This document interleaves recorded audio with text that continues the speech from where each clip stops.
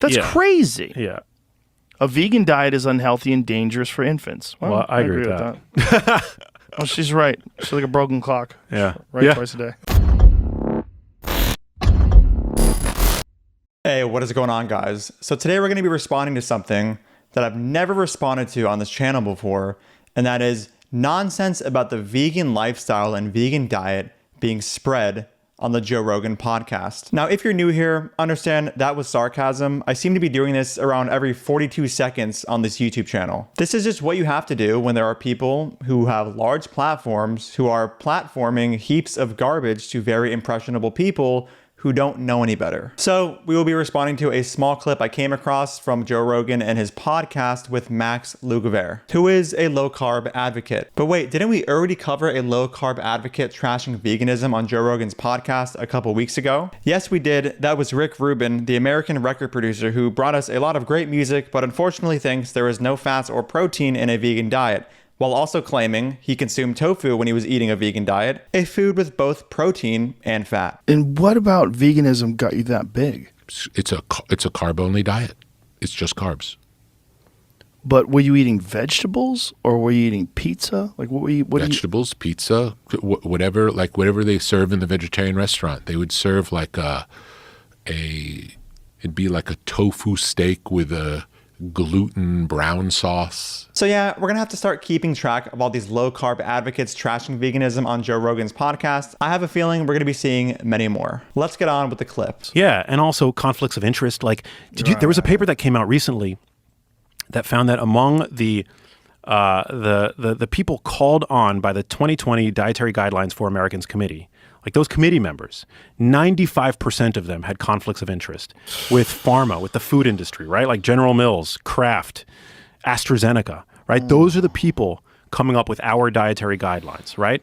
So they're not going to say minimize like your consumption of ultra processed foods because the food industry would never let them. So the conflict of interest stuff aside, I decided to investigate whether I could find anything within the dietary guidelines suggesting we should minimize our intake of ultra processed foods. Because Max says because of these conflicts of interest, they are, and by they, he just means the people who produce the dietary guidelines, are not going to say minimize your intake of ultra-processed foods. Although this isn't much to do with veganism per se, I like to investigate rather simple claims people make early on that can be easily investigated just to gain a sense of how skeptical I should be of their claims later on. And those claims later on pertain to veganism. So with just a brief look at the 2020 to 2025 guidelines for Americans, which Max was referring to, I've already found a couple sections of the guidelines clearly suggesting we ought limit our intake of ultra-processed foods. In this section titled The Health Benefits of a Healthy Dietary Pattern, it says, common characteristics of dietary patterns associated with positive health outcomes include relatively higher intakes of vegetables,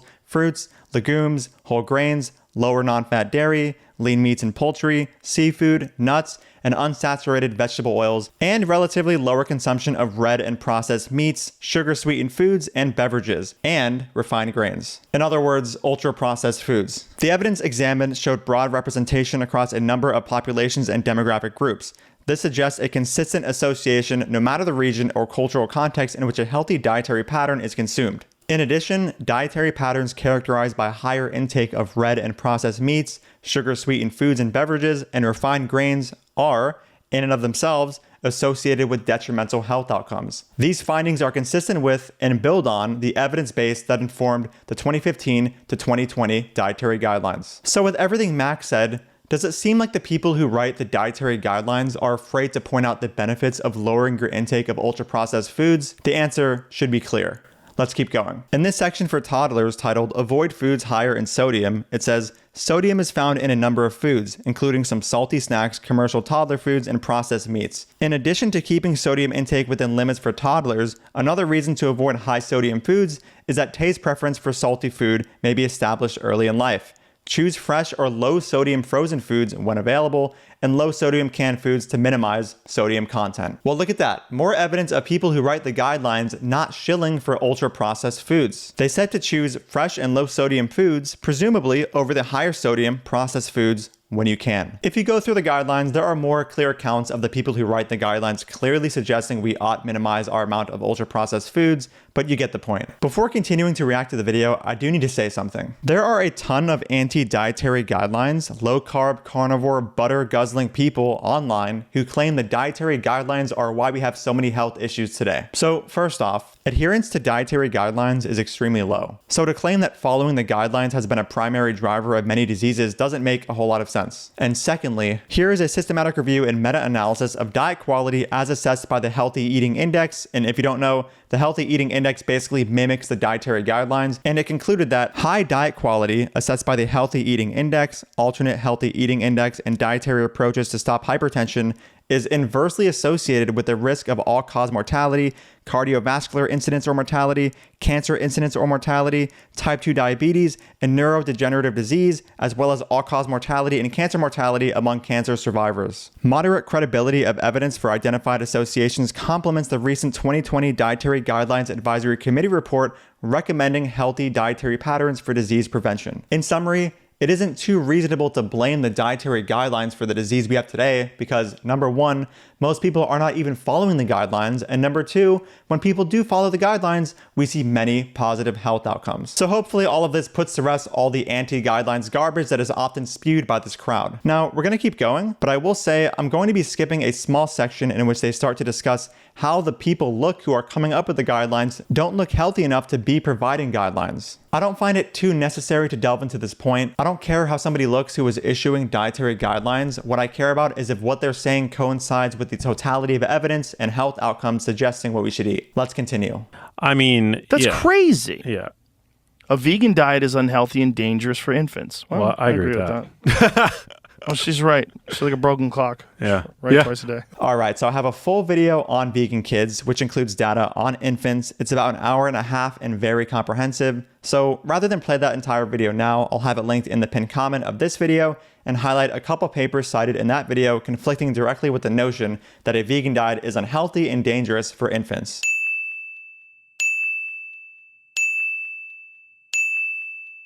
I'm happy that she said that, though. Yeah. That's a big issue. Well, that is a big issue. There was a woman recently that was jailed because her child died from malnutrition because she was eating a vegan diet. I mean, I don't know what the fuck she was giving her baby, but... No, it's terrible. I've covered this story already, and even Joe Rogan admits he doesn't know what the incompetent vegan mother was feeding her child. So let me enlighten you with an old clip of mine covering this nonsense. It is very obvious that this couple, and I'm saying couple because I'm now seeing that the husband is also going to be charged. Anyway, it is very obvious that this couple being charged for harming their infant were not feeding their child an adequate diet, including their other 3 kids who were all under 11 and reported to have been suffering from malnutrition and dehydration. They fed them a strict vegan diet limited to only raw fruits and vegetables with 0 supplements, and of course we know how low in calorie density raw fruits and vegetables can be. These are the foods that people are meant to prioritize when they're not in a growing phase and are instead trying to lose weight, because they're so high in volume, but so low in calories. So people get filled up on low calories and end up, more easily obtaining a calorie deficit and losing weight. But when it comes to a child who's meant to, triple or double their weight within the first year and continue growth trends like this throughout the first 5 to 6 years of life, you should not be raising your kid on just raw fruits and vegetables. Obviously, they're not getting enough calories, and this will lead to poor nutrition. It's I just actually became an uncle. My little brother we have the first baby in the family, a little girl, and I'm learning about breastfeeding and all the things, right?